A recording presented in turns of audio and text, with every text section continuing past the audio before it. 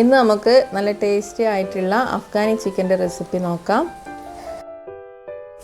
അതിനു വേണ്ടിയിട്ട് chicken marinate ചെയ്യാൻ വേണ്ടിയിട്ടുള്ള മസാല റെഡിയാക്കി എടുക്കണം.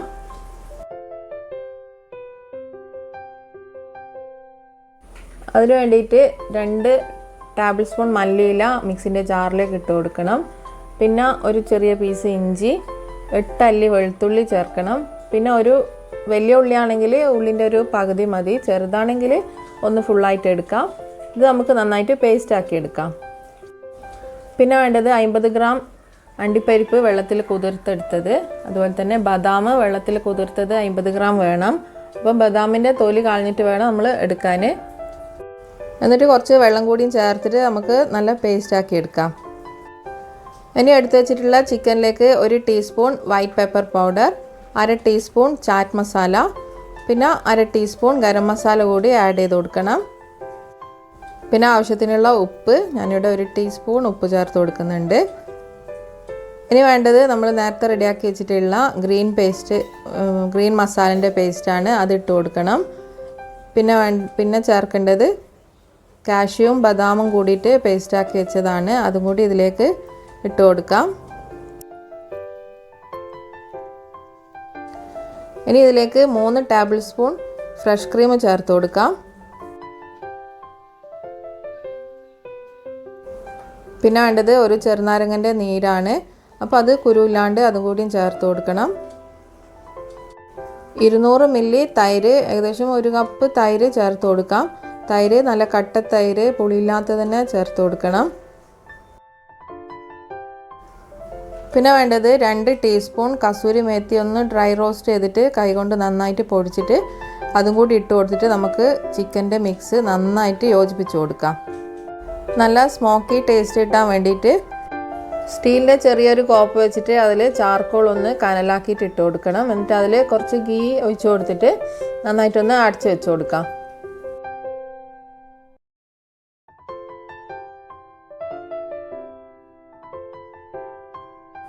ചിക്കൻ ഇതുപോലെ 2 മണിക്കൂറെങ്കിലും നമ്മൾ വെച്ചിട്ട് വേണം നമ്മളിത് കുക്ക് ചെയ്തെടുക്കാൻ.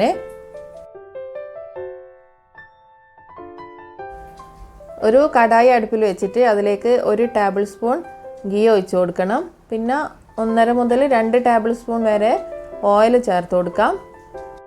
ഓയിൽ സൺഫ്ലവർ ഓയിലാണ് ചേർത്ത് കൊടുക്കേണ്ടത്.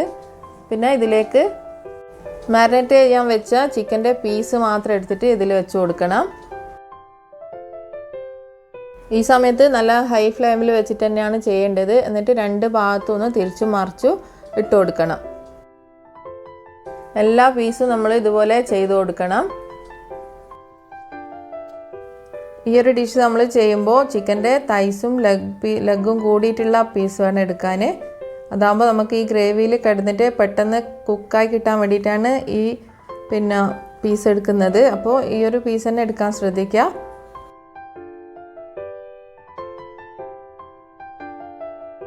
ഞാനിവിടെ അതുപോലത്തെ 6 പീസാണ് എടുത്തിട്ടുള്ളത്.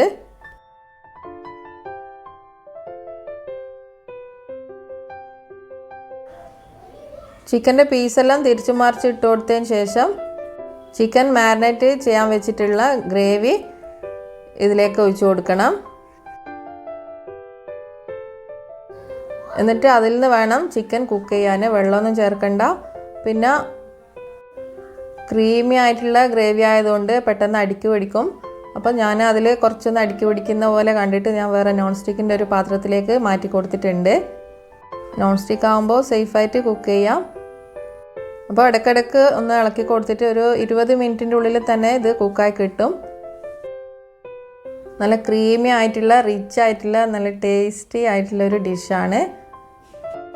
അങ്ങനെ നമ്മളെ അഫ്ഗാനി ചിക്കൻ റെഡി ആയിട്ടുണ്ട്. ഇനി നമുക്കിത് സെർവ് ചെയ്യാം.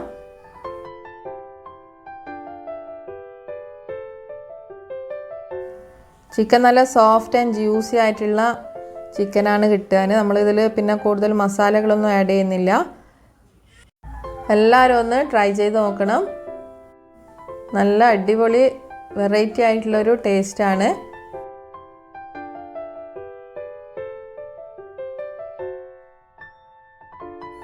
അതുപോലെ ഈ ചാനൽ അലാമി കിച്ചൺ സബ്സ്ക്രൈബ് ചെയ്തിട്ടില്ലെങ്കിൽ എല്ലാവരും ഒന്ന് സബ്സ്ക്രൈബ് ചെയ്യണം.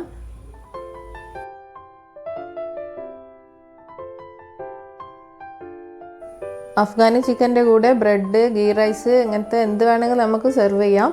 ഇനിയിപ്പോൾ ഒന്നും ഇല്ലെങ്കിലും 2 പീസ് ബ്രെഡ് ഉണ്ടെങ്കിൽ അത് മാത്രം മതി. ഇനിയിപ്പോൾ ഒന്നും ഇല്ലെങ്കിൽ വെറുതെ കഴിക്കാനും നല്ല ടേസ്റ്റാണ്.